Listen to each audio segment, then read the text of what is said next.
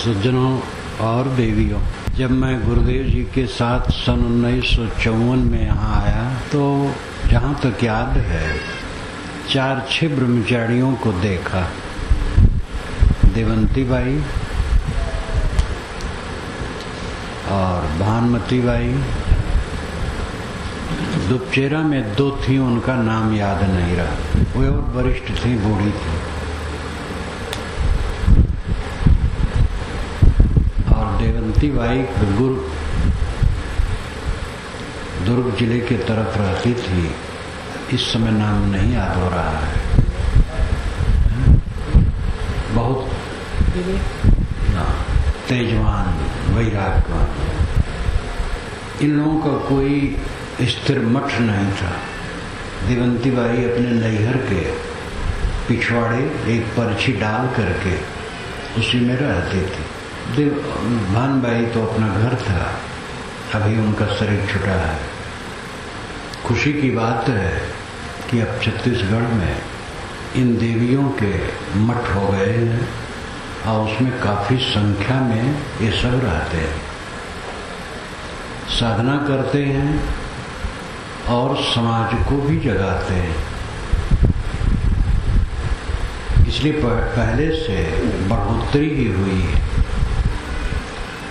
Park सिद्धांत की एक ही कुटिया थी गातापार, श्री विश्राम साहब उसकी महंत, केवल एक। उसके बाद महासमुंद में मान साहब और बलियार गोटिया मिल करके स्थापित किए और कहीं कुछ नहीं था। भक्त थे, तब से भक्त भी बढ़े हैं, संत बढ़े हैं और ब्रह्मचारियों का एक बड़ा दल हुआ है।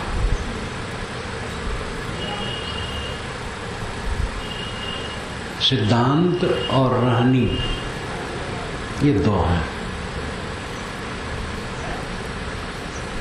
आत्मज्ञान,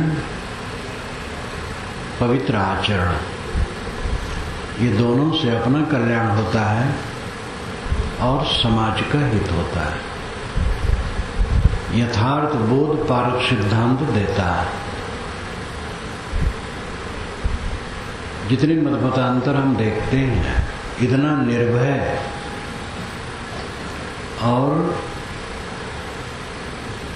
बिल्कुल वैज्ञानिक तथ्य ले करके विचार पारक सिद्धांत देता है, इतना सर्वथा कहीं नहीं पता लगता है। आंशिक है।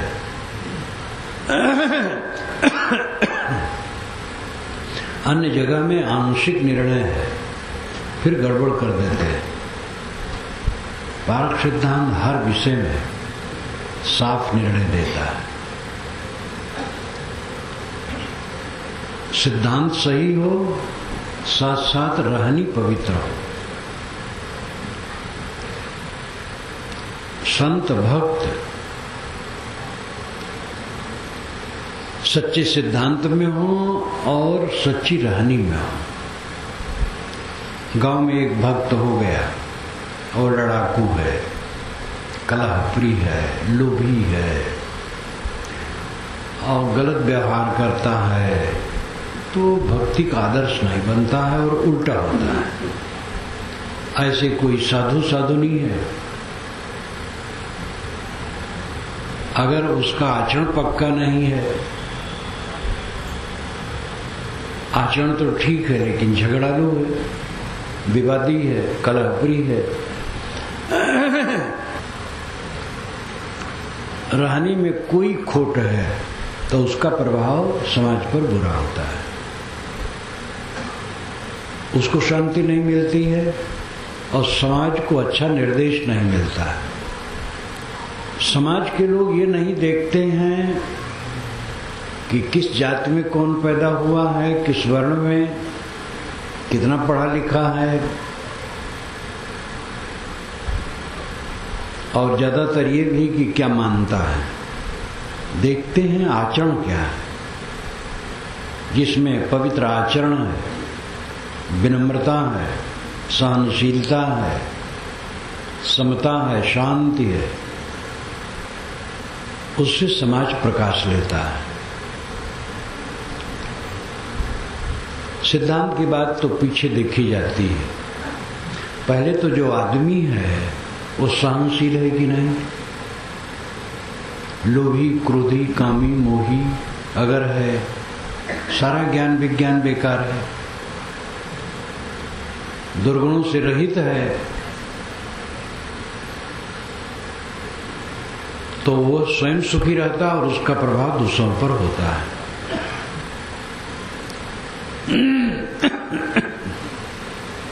ये खुशी है कि हमारे प्रचारक जितने हैं साधु और साधनी पवित्र आचरण में चल रहे हैं। अपवाद स्वरूप त्रुटियां तो कहीं हो जाना स्वाभाविक है, लेकिन जो बहुसंख्यक समाज है साधु और साधनी का, उनके आचरण पवित्र हैं, विचार पवित्र हैं। इन सब के प्रति यही शुभकामना है कि इसी पक्के आचरण और रहनी में रहें तो ज्ञान सोने में सुगंध होगा।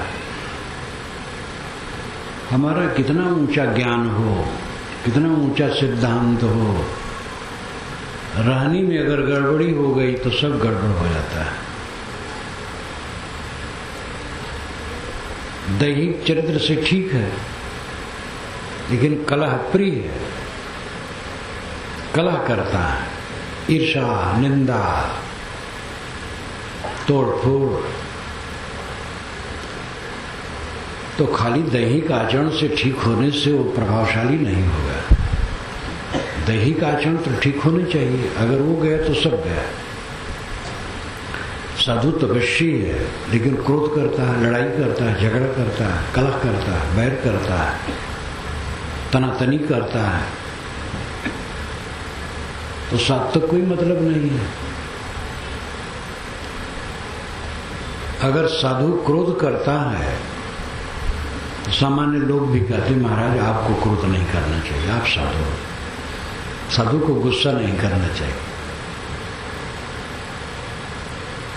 इसलिए पवित्र रहनी से ज्ञान का प्रकाश होता है, केवल बतकही से नहीं होता है। ज्ञान को हम अच्छी तरह से जानते हैं और उसको बारीकी से कह सकते हैं, लेकिन हमारी रहनी अगर ठीक नहीं है तो उसका प्रभाव अच्छा नहीं होगा। ना अपना कल्याण होगा ना दूसरे को अच्छी प्रेरणा मिलेगी। खुशी है कि अभी साधु और साधनी में अच्छा चल रहा है और इससे भविष्य अच्छा होना चाहिए। काला सर्प शरीर में खाइन सब जग झारी, बिरले तेजन बाँचे रामन भजे बिचारे। काला सांप सबके शरीर में है और सबको झारझारा वो खा रहा है। साहब कहते हैं इससे वही बचेगा जो विचार पूर्वक राम का भजन करेगा। ये बीजक की साखी है। काला सांप सबके शरीर में। अभी कोई ऐसे ही मस्खरी करके हल्ला कर दे, सांप आया, सब उठ पड़ेंगे और भगदड़ हो जाएगी। सांप से बड़ा भय। सांप में विष न होता तो इतना प्यारा प्राणी होता, चमकता है, कोमल कोमल होता है रस्सी की तरह। लोग खूब पालते हो, कितने शौकीन तो गले में लपेटे घूमते रहते शिव जी की तरह। लेकिन विषधर होने से और चुपके से आता है, दिखाई नहीं देता है जो 10-5 फीट का ऊंचा है, जमीन में रेंगता है। सांप आया कह दो भगदड़ हो जाएगी। लेकिन हमारे शरीर में सांप है, काला सांप। काला सांप मतलब नाग, भयंकर, जो एक बार काट ले बस थोड़े समय में आदमी मर जाता है। ऐसा काला सांप हम सब के शरीर में है। काला सर्प शरीर में, खाइन सब जग झारी, झार झारा सारे लोगों को खा लिया है उसने। वो काला सांप क्या है? अहंकार। अहंकार में काम है, काम में क्रोध है। क्रोध से बुद्धि भ्रष्ट होती है, बुद्धि भ्रष्ट होने से बुद्धि स्थिर नहीं रह जाती। स्थिर बुद्धि न रहने से फिर अंते तंते सोचना और बोलना जिसमें मर्यादा नहीं, और चित्त खराब होना। काला सांप अहंकार, इसको मारो। बाहर सांप आ जाए सब घबरा जाओगे, और अंदर का सांप कितना प्यारा है। सबको अपना अपना अहंकार बहुत प्यारा है। अपने अहंकार को हम विषधर नहीं मानते, कैसे कल्याण होगा। सदगुरु श्री रामराज साहब ने कहा, हंता मां सब ही पड़े, हंता देखे साध, हंता ते न्यारा रहे, गुरुमुख दृष्टि आबाद। सारा संसार अहंकार में पड़ा है। अपने अहंकार को देखे वो साधु है। अपने अहंकार को देखे और अहंकार से रहित रहे, गुरुमुख दृष्टि आबाद, बाधा रहित गुरुमुख दृष्टि में चले। अहंकार के कारण काम उत्पन्न होता है।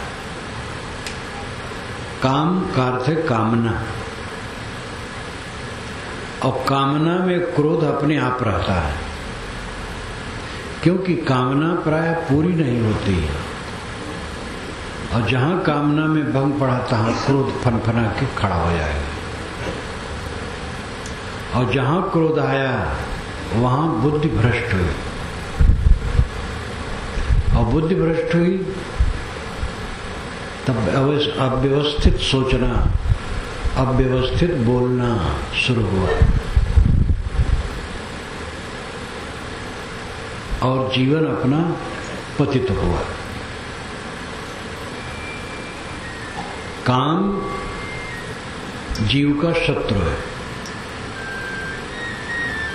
मन और इंद्रियों को जीते बिना इसको कोई सोवस नहीं कर सकता।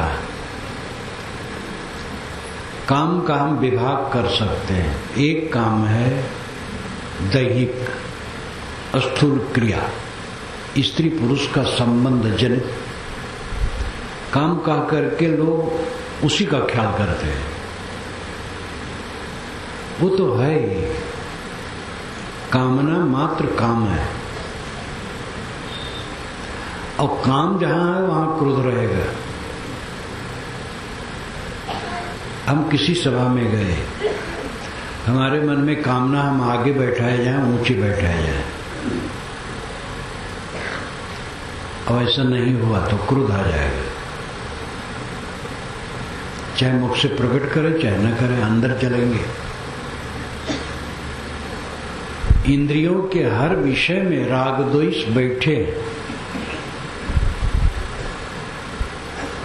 चाहे रूप हो, चाहे शब्द हो, चाहे गंध हो, चाहे स्पर्श हो, चाहे रस हो, पांचों विषयों में राग द्वेष बैठे। किसी विषय में हम प्रवृत्त होते हैं तो उसमें राग उठता है, द्वेष उठता है। सावधानी से इनका निवारण करना जीवन कल्याण का सुखद रास्ता है। खाने बैठे और खाने में अपने मन के अनुकूल कुछ नहीं है, क्रोध आ जाएगा। अनुकूल है राग आ जाएगा, अनुकूल है तो राग आएगा, प्रतिकूल है तो द्वेष आएगा। और सर्वथा अनुकूल किसी को नहीं मिलता। प्रतिकूल मिलता है। महाराज राम को शाम को बताया गया कि सुबह राजगद्दी दी जाएगी, और सुबह बुला करके बताया गया तुम्हारा 14 वर्ष का वनवास और भरत को राज्य। कितनी विषम परिस्थिति है। लेकिन राम को क्रोध नहीं आया, न पिता पर आया, न कैकेयी पर आया, किसी पर नहीं आया।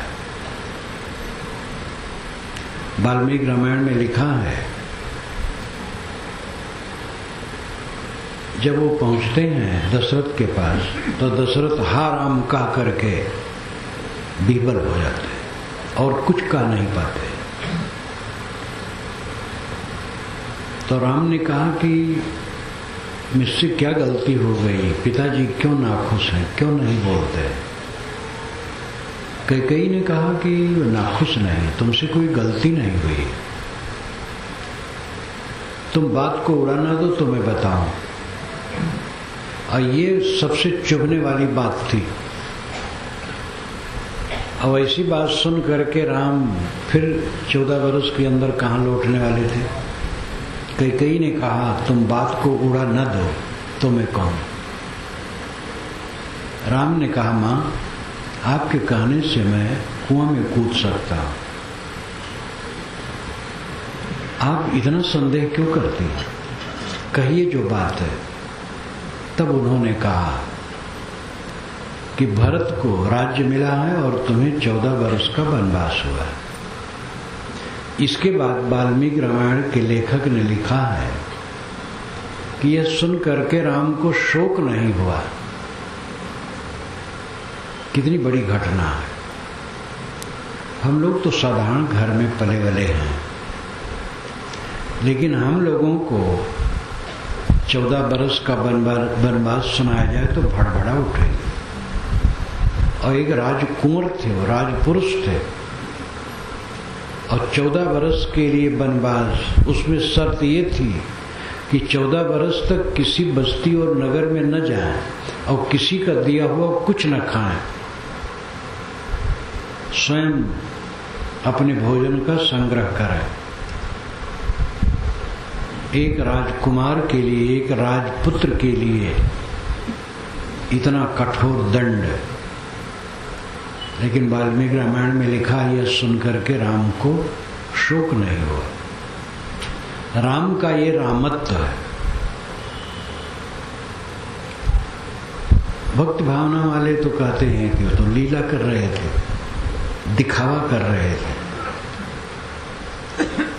लीला कह देने से राम का कोई महत्व नहीं रह जाता है, क्योंकि लीला तो सब दिखावा है, कोई लीला नहीं। वाल्मीकि रामायण में कहीं लिखा ही नहीं लीला कर रहे थे। लीला नहीं कर रहे थे, कांटे के पथ पर चल रहे थे, एक सत्य को भोग रहे थे।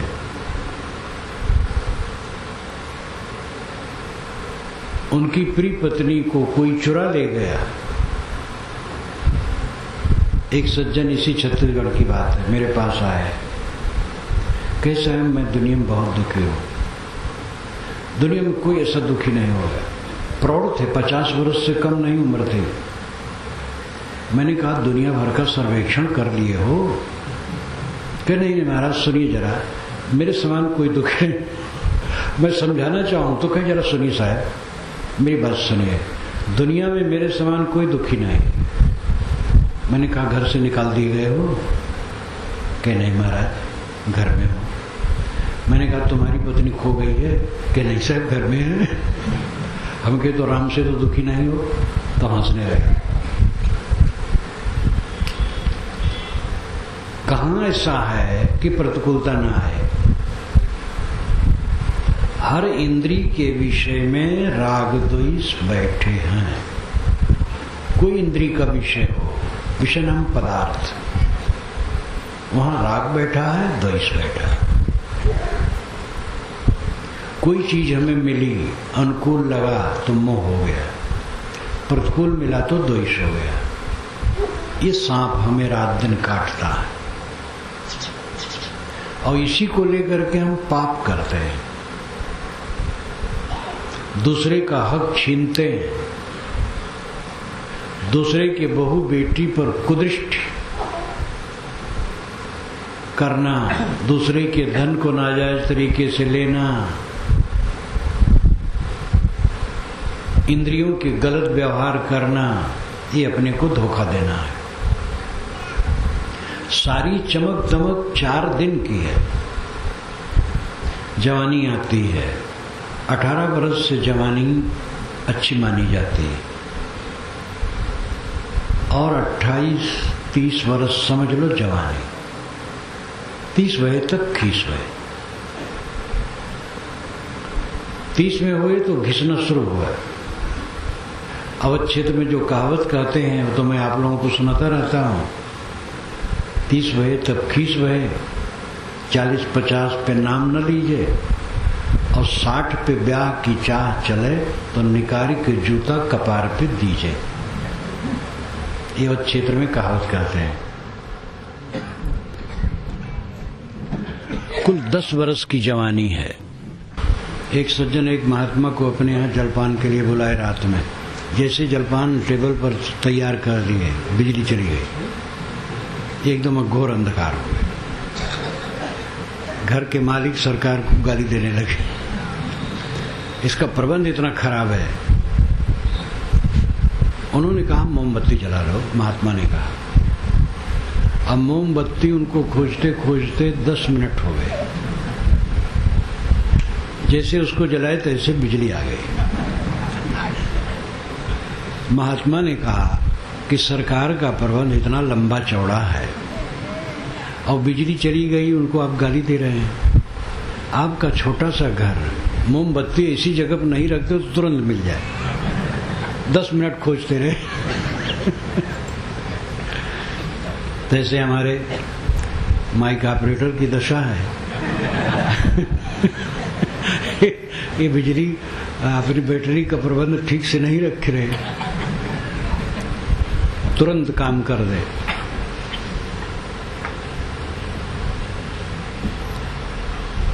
जीवन का सच्चा सुख मन के सुधार में है। मन और धन ये 2 है। मन महत्वपूर्ण है, धन कम ज्यादा होता है। धन सबके बराबर नहीं होता है, कभी नहीं हुआ है और कभी नहीं होगा।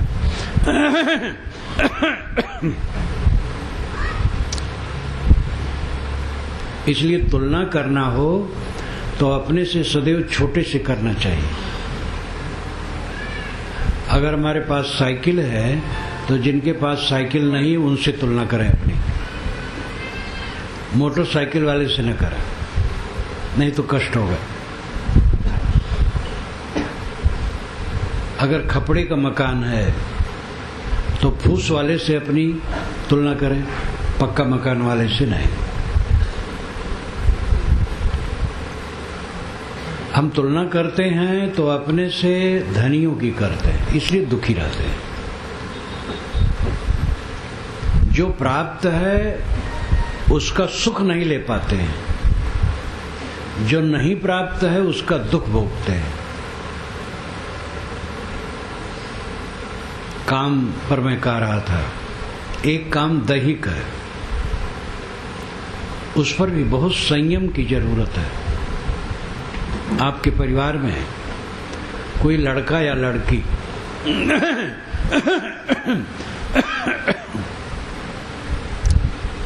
अगर आजीवन ब्रह्मचर्य व्रत में रहना चाहे तो आपको उसका सहयोग करना चाहिए, उल्टा पाठ नहीं पढ़ाना चाहिए। बहुत दुर्लभ कोई है ऐसा होता है, बाकी लोग पढ़े लिखे, काम धंधा करें, शादी विवाह करें, लेकिन शादी विवाह करने के पहले और पीछे संयम से रहें। आजकल सह शिक्षा भयंकर बीमारी है और उसको रोका नहीं जा सकता है, वो और बढ़ेगा, सह शिक्षा बढ़ेगी। अपने को संभालना है। जवान लड़के जो पढ़ने वाले हैं मिलते हैं मुझे, तो मैं ये कहता हूँ, मैं तुम्हें पहला ये मंत्र देता हूँ, किसी लड़की से मैत्री न करना। और लड़कियां जो पढ़ती हैं उनसे कहता हूँ, किसी लड़के से मैत्री न करना।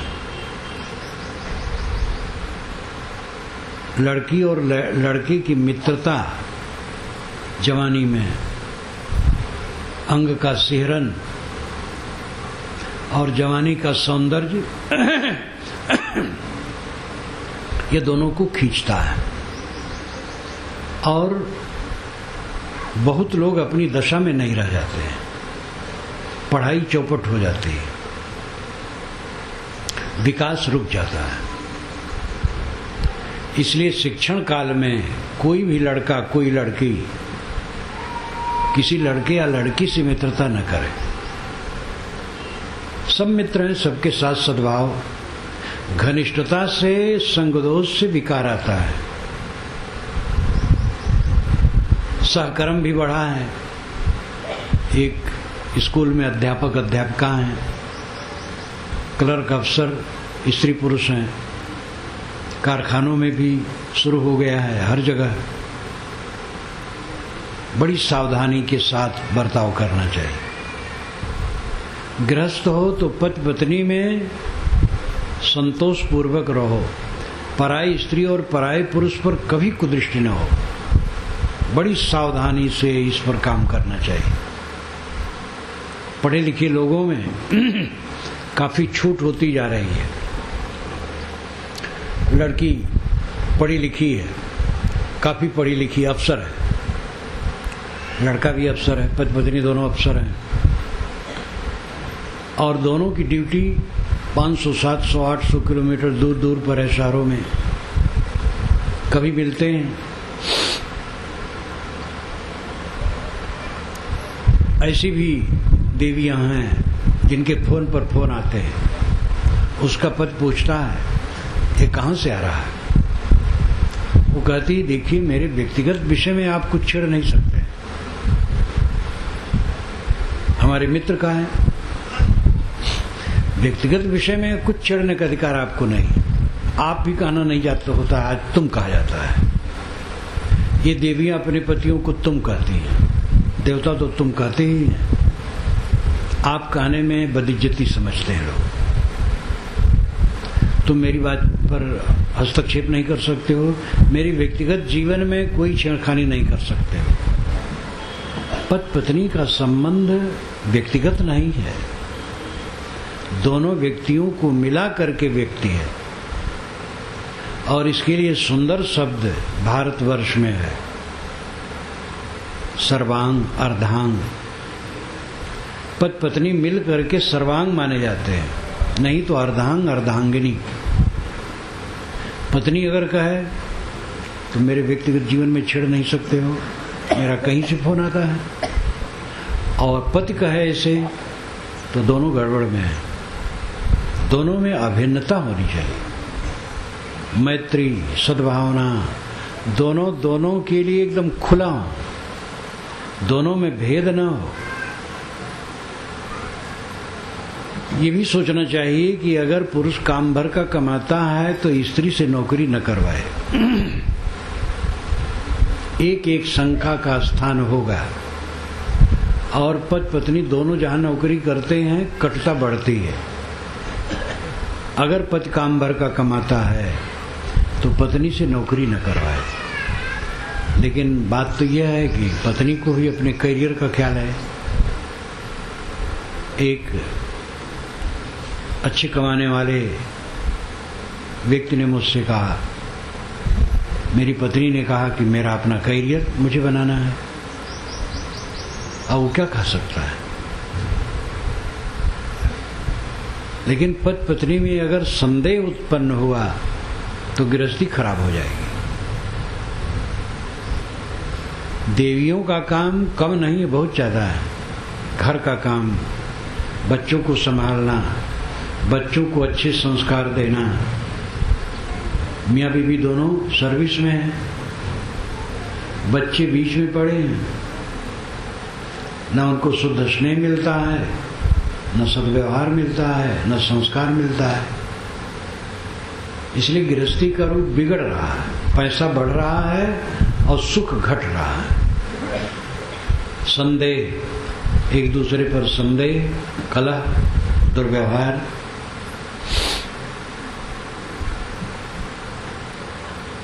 इस पर ध्यान देने की आवश्यकता है।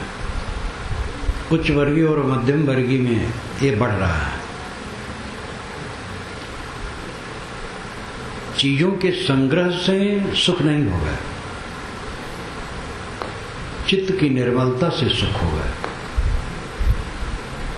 और चित्त की निर्मलता निराधार नहीं है, संबंध में है। संबंध में शंका होगी, कलह होगा तो चित्त निर्मल नहीं होगा। संबंध में प्रेम हो, समता हो, शील हो, सहनगति हो, तब चित्त निर्मल होगा। काम जो स्थूल काम है उसमें भी संयम। पति पत्नी है, अगर वे बिल्कुल अपने को उसमें डुबाएंगे तो परमार्थ तो शून्य हो जाएगा, व्यवहार से भी शून्य हो जाएंगे। वो अपनी गृहस्थी को ठीक से नहीं संभाल पाएंगे, अपने शरीर मन को उसी में नष्ट करके व्यर्थ हो जाएंगे।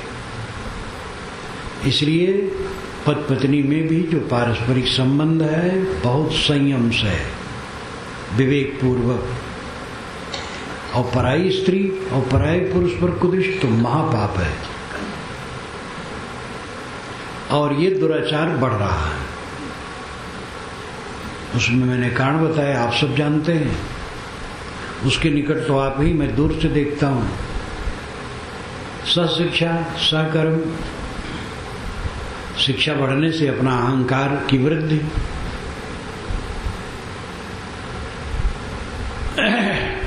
परमार जी ने बहुत पहले ही धमतरी में वो कहानी लिखी थी। मैट्रिक पास हूं, वो लड़की है, बहू है, कोई बात आती तो कहती मैं मैट्रिक पास हूं। आजकल मैट्रिक तो कोई मतलब नहीं रख गया है, बड़े बड़े डिग्रीधारी हैं। एक पति पत्नी में मैंने समझाया, भव्य भवन पत्थरों का बना हुआ, सफेद पत्थरों का। अब ऐसी जगह मकान जहां बहुत महंगा, सिविल लाइंस की तरह, वहां मैं अतिथि था।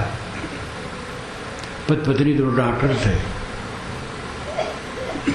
आगे स्वागत हुआ, सत्संग हुआ, सब कुछ हुआ।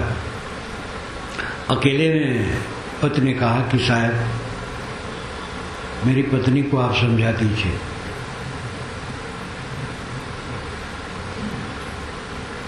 तो मैंने कहा मैं क्या समझा? बताया चरित्र संबंधी कुछ नहीं था, अहंकार था। उसको बुलाया, ऐसा है वही डॉक्टर है, मैं डॉक्टर हूं, मैं क्यों सहूं?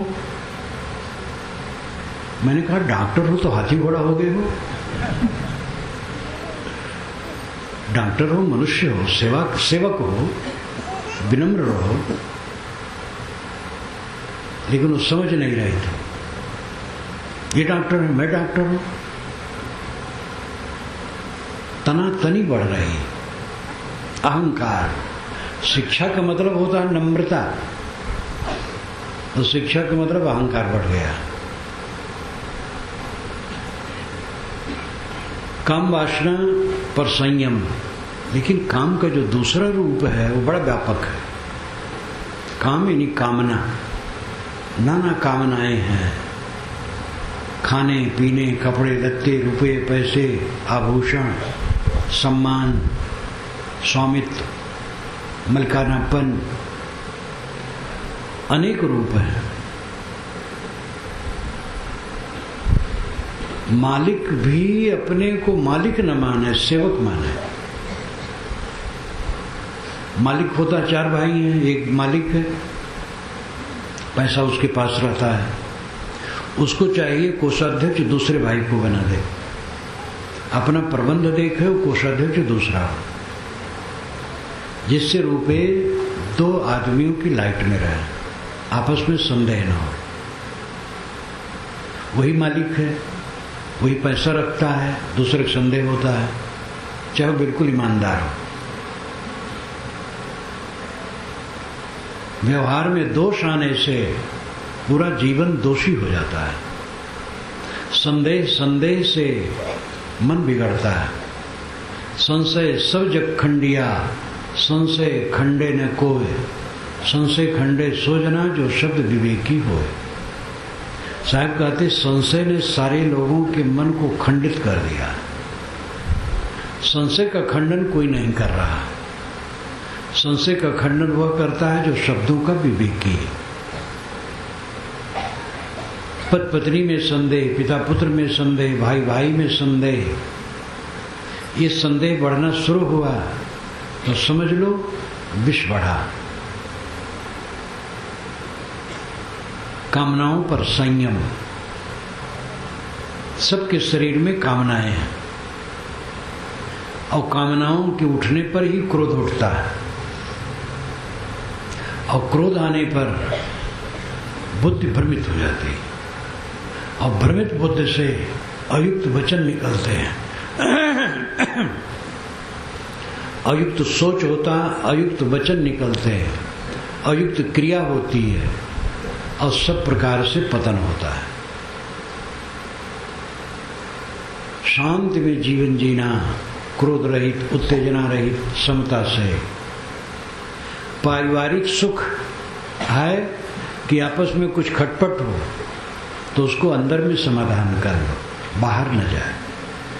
कुआं अपनी छाया को कभी बाहर नहीं फेंकता है, अंदर ही रहता है। किसी कुआं के पास आप खड़े हो जाओ, देखो सूरज का प्रकाश पड़ेगा, उसकी छाया पड़ती है दीवार की, लेकिन वो अंदर ही रहती है।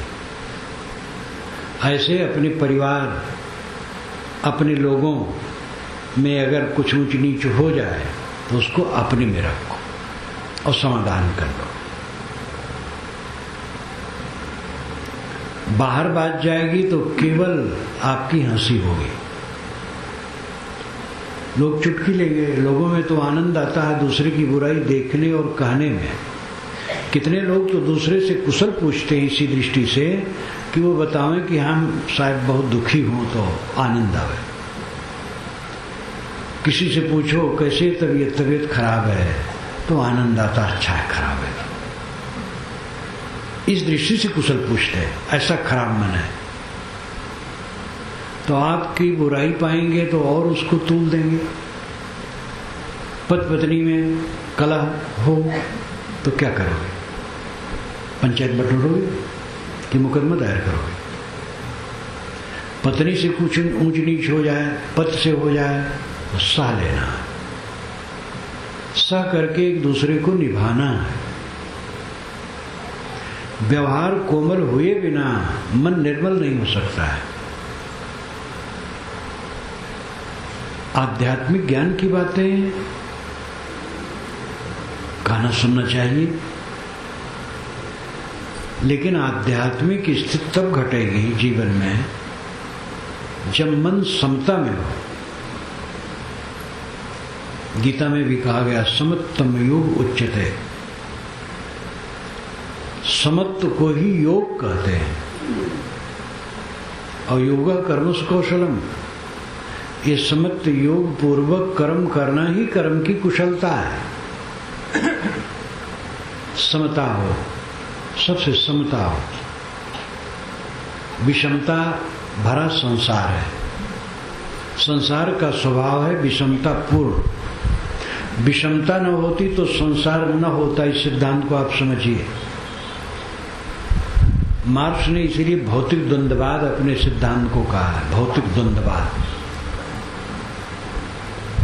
ऑक्सीजन, हाइड्रोजन दोनों विरोधी। ऑक्सीजन प्राणप्रद है, हाइड्रोजन प्राणनाशक है। दोनों मिल करके जीवनदायी जल बनता है। ये विद्युत प्रवाह नेगेटिव पॉजिटिव मिल करके प्रकाश देते हैं। बत्ती, आग, तेल परस्पर विरुद्ध हैं, तीनों मिल करके प्रकाश देते हैं। मिट्टी पानी आग हवा परस्पर विरुद्ध है और इन्हीं के संयोग से चीजें बनती हैं। स्त्री पुरुष के चिन्ह विरोधी है, इसीलिए उन दोनों से बच्चे होते हैं। पुरुष पुरुष से बच्चे नहीं होते, स्त्री स्त्री से बच्चे नहीं होते। विरोध में क्रिया होती है और उसका फल होता है, परिणाम होता है। सम में निर्माण नहीं होता है, विषम में होता है। मिट्टी से आप एक गोली छोटी से नहीं बना सकते हैं जब तक उसमें पानी न मिले। ये संसार ही विरोधी गुणधर्मों का सागर है। और यहां आप चाहते हैं कुल आपके मन के अनुकूल रहे तो बर्फ भून करके खाना चाहते हैं। अपना ही बच्चा अपने अनुकूल सर्वथा नहीं रहेगा। श्री कृष्ण जैसा महारथी पुरुष, उसके बच्चे शराबी हो गए और उनका शराब वो छुड़ा नहीं पाया और इतने शराबी हो गए कि शराब पी करके उन्मत्त होकर के आपस में कट के मर गए। कैसा संसार है। दुर्योधन वेदव्यास का पौत्र है और वेदव्यास जीवित हैं। वो आते हैं, धृतराष्ट्र से मिलते हैं, उनको निर्देश करते हैं। एक बार उन्होंने कहा धृतराष्ट्र, तुम अपने बच्चे को दुर्योधन को ठीक से समझा दो, ये क्यों नहीं मानता है? उन्होंने कहा पिताजी आप खुद आए हैं, जरा आप समझा दीजिए। वेदव्यास सोचे कहाँ झंझट में पड़े, वो मानेगा तो है नहीं। वो चुपके से दुम दबा के चले गए। वेदव्यास जैसा पुरुष अपने पौत्र दुर्योधन को समझा नहीं सके। धृतराष्ट्र को भी कहां समझा पाए। धृतराष्ट्र की बुद्धि बदलती रहती थी, कभी तो डांटते थे दुर्योधन को और कभी दुर्योधन का समर्थन करते थे। कैसा संसार है। संसार विरोध का अड्डा है। पति पत्नी में सर्वथा स्वभाव एक नहीं होता है, पिता पुत्र का एक नहीं होता है, भाई भाई का एक नहीं होता है। ये विषमता रहेगी, इसी विषमता में समता स्थापित करना साधना है। ये कैसे संभव है? सहन से। सहन करो। पश्चिम देश में एक परिवार में 100 सदस्य थे और उसका बुजुर्ग 100 वर्ष की उम्र का था और वही मालिक था। अभी उसमें इतनी चेतना थी, इतना बल था कि मलिकई वही कर रहा था। तो वहां का सम्राट उससे मिलने गया और उसने पूछा, इस 100 सदस्यों का परिवार आप कैसे चला रहे हैं? तो उसने बूढ़े ने एक कागज पर लिखा, सहनशीलता सहनशीलता सहनशीलता। उसने 100 बार लिखा और सम्राट के सामने रखा। सहनशीलता से चला रहा हूं। आप ही के घर की बात नहीं है, पूरे विश्व की बात है। विचारों का फर्क, संस्कारों का फर्क, गुण कर्मों का फर्क। रामायण महाभारत ये 2 महाकाव्य हमारे सामने उदाहरण है। रामायण में देखो राम का स्वभाव अलग, लक्ष्मण का अलग, कैकेयी, कौशल्या, दशरथ, सबके अपने अपने संस्कार। पूरा संसार ही विषमता से भरा है। इसमें समता कैसे होगी? अपनी कामनाओं को मारकर, अपने अहंकार को मारकर, अपना सिर झुकाकर, सहकर समता होगी। आपका लड़का ही अनसुहाती बात कह सकता है। लड़ने की आवश्यकता नहीं, सह लेने की आवश्यकता है। पहले से तैयार हो जाओ। नौजवान लोग अपने बच्चों को प्यार करते हो, करना चाहिए। लेकिन आज से 15 वर्ष बाद तैयार रहो उनकी प्रतिकूलता सहने के लिए, उनके प्रतिकूल वचन सहने के लिए। क्योंकि जब जवान होगा, उसके अपने संस्कार होंगे, शादी होगी, उसकी पत्नी आएगी और उसकी पत्नी उसके कान में तेल डालेगी, उसके विचारों में फर्क आएगा। कितनी देवियां जब अपने पति से रात में मिलती हैं तो बस घर भर की बुराई करती हैं। तुम्हारे बाप ऐसे, तुम्हारी माता ऐसी, तुम्हारी बहन ऐसी, तुम्हारी भाभी ऐसी, सब की बुराई। और ऐसे करते करते अपने पति के मन में विष पैदा कर देती हैं। समझदार देवियां ऐसी हैं कि अगर कुछ उल्टा पलटा हुआ हो तो कहती नहीं, कोई बात नहीं, सब बढ़िया, सब अच्छा है। उस सहती, सह के निभाती। देवियां बिल्कुल देवी ही हो तो ही फर्क तो पड़ेगा। अपनी पत्नी है, अपना बच्चा है, उसके लिए फिर प्रबंध करना है। माता पिता से फर्क पड़ेगा, भाई से पड़ेगा। समय बदलता है, फर्क पड़ने लगता है और उसमें सहने की जरूरत है और सह करके समाधान करने की जरूरत है। उसके लिए लोग तैयार नहीं रहते। मेरा लड़का है, मैंने पैदा किया, मैंने बड़ा बनाया, मैंने सब कुछ किया, पढ़ाया लिखाया, शादी विवाह किया, सब कुछ मेरा, और ये मेरी बात न माने। ये बात आती है। माँ बाप दोनों कहते हैं हमने सब कुछ किया और बाहर से एक लड़की आई और मेरा लड़का उसी गुलाम बन करके बैठा है। वो खुद क्यों नहीं सोचते हैं कि वह भी अपनी पत्नी का गुलाम हुए थे। अगर ये माना जाए तो सब तो गुलाम हुए। आखिर पत्नी की बात पति न माने तो कौन मानेगा। लड़की बाहर से आई है, अपना सुख दुख अपने पति से ही तो कहेगी और पति उस पर ध्यान न दे तो कौन ध्यान देगा। और उसमें कुछ माता पिता को फर्क लगे तो ठीक नहीं है। ये सब उबड़ खाबड़ जीवन में आता है। अपने ही 3 लड़के हो गए और उनके सब बाल बच्चे, उसमें फर्क आ जाएगा।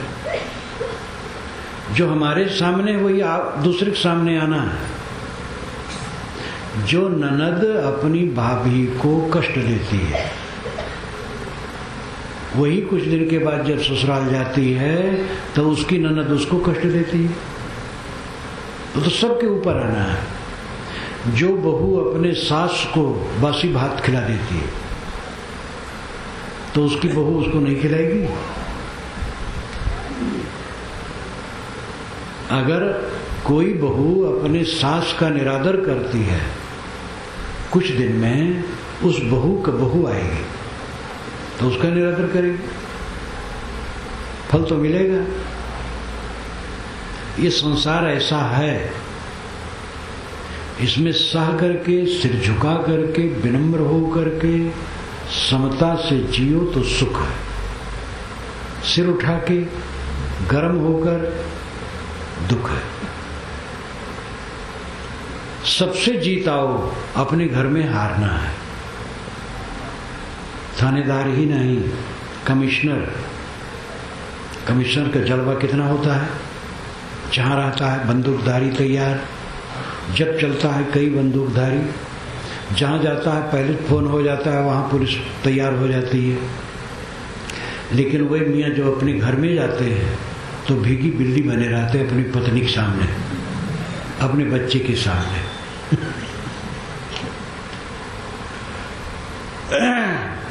वहां पर उनकी कोई इज्जत नहीं है। वहां तो एक एक कलह उनके सामने आता है, उनको सिर झुकाना पड़ता है। कहा जाता है अकबर बादशाह ने बीरबल से कहा, बीरबल हमारे जितने सभासद हैं उनकी परीक्षा करो, अपनी पत्नी को कौन नहीं डरता है, एक एक से पूछो। तो बीरबल ने काम शुरू किया, एक तरफ खड़ा कर दिया, सभासदों को बहुत लोग थे। तो एक से पूछा, आप अपनी पत्नी को डरते हैं? कि हाँ मैं तो डरता हूँ। तो एक तरफ खड़ा किया। तो ऐसे कहते कहते बहुत से लोग इकट्ठे हो गए डरने वाले। उसमें से एक सभासद अलग खड़ा हो गया। बीरबल ने कहा, तुम अपनी पत्नी नहीं डरते हो? उसने कहा कि मेरी पत्नी ने कहा है कि जिधर ज्यादा लोग खड़े हैं उधर न खड़ा होना। तो उसने कहा, इसका मतलब तुम भी डरते हो?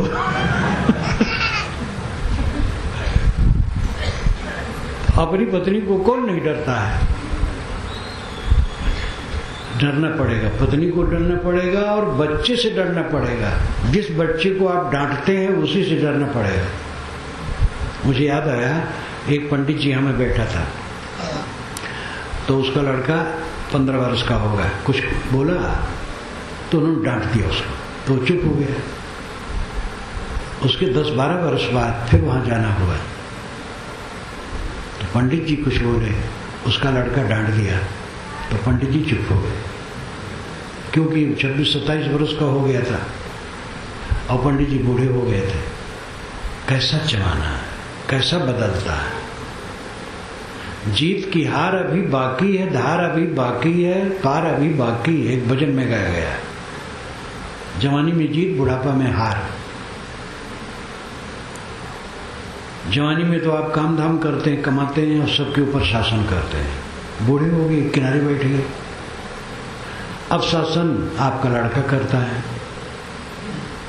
तो कभी आप ही को कह देता है, पिताजी आप नहीं समझते, चुप रहिए।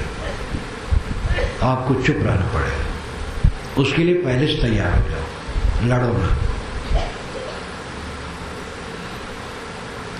पहले से तैयारी करो, बुढ़ापा हार में न जाए, जीत में जाए। और जीत में तब जाएगा जब निष्काम निर्माण हो जाओगे।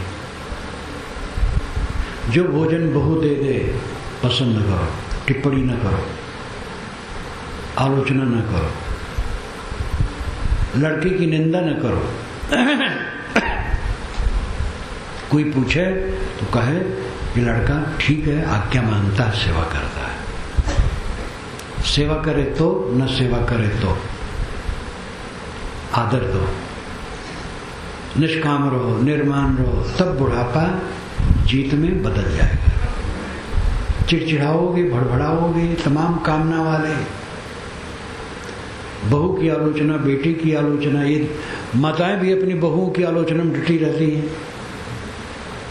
4 बुढ़िया इकट्ठी होगी तो अपनी अपनी बहुओं की निंदा करेंगी, और 4 बूढ़े जहां इकट्ठे होंगे अपने बच्चों की निंदा करेंगे। ऐसे समझ लो नुकसान के सिवा कुछ नहीं। बहू बेटी की निंदा न करो, उनकी प्रशंसा करो समय से, हर समय नहीं। ज्यादा प्रशंसा करोगे तो वो भी बेकार हो जाएगा। कुल मिलाकर के समता में रहने से मन में शांति आएगी, और शांति ही से सच्चा सुख मिलता है। जीवन का मतलब ही है सुख से रहना। क्यों कमाते हैं? खाने के लिए। क्यों खाते हैं? जीने के लिए। क्यों जीते हैं? इसका पता नहीं। कमाते हैं, खाते हैं, जीते हैं बस, और दुख भोगते हैं हरदम, झन झन झन झन, कला कला, मन कुड़कुड़ाता रहता है, पीड़ा पीड़ा, असंतोष, संताप। क्योंकि मन में क्षमा नहीं, गम नहीं, संतोष नहीं, विवेक नहीं, शील नहीं, संयम नहीं, तो जलना है। चीजों को इकट्ठा करके हम सुखी होना चाहते हैं, चीजों को इकट्ठा करके हम गुजर बसर कर सकते हैं, सुखी नहीं। सुखी होने के लिए जीवन में समता आनी चाहिए, तभी शांति मिलेगी। समता से शांति, और शांति में सुख है। उत्तरोत्तर हमारा मन प्रसन्न होता जाए, दिन दिन प्रसन्नता बढ़े, ये जीवन की सफलता। अगर दिन दिन प्रसन्नता घटती है तो असफलता है। इस पर सब लोग अपने को कसें कसौटी पर, और अप्रसन्नता से उठ करके प्रसन्नता की तरफ बढ़े, मैं अपनी वाणी को विराम देता हूँ।